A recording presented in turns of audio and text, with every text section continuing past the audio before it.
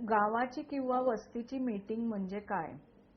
आता संशोधनाची प्रक्रिया सुरू करण्याआधी एखाद्या गावातल्या लोकांना किंवा एखाद्या वस्तीतल्या लोकांना संपूर्ण संशोधनाची प्रक्रिया आपण का राबवणार आहोत, आपली NGO काय आहे, हे त्यांना समजावून सांगण्यासाठी आणि त्यांना विश्वासात घेण्यासाठी आणि त्यांचा सहभाग मिळवण्यासाठी एक आधी मीटिंग घ्यायची असते.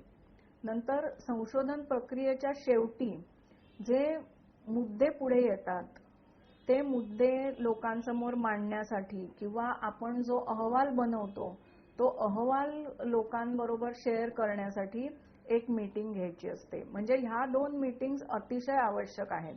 आणि ह्या संशोधन प्रक्रियेमधून निदर्शनाला आलेल्या समस्या असतील आणि त्या समस्यांवर जर तोडगा काढायचा असेल तर गावातल्या लोकांना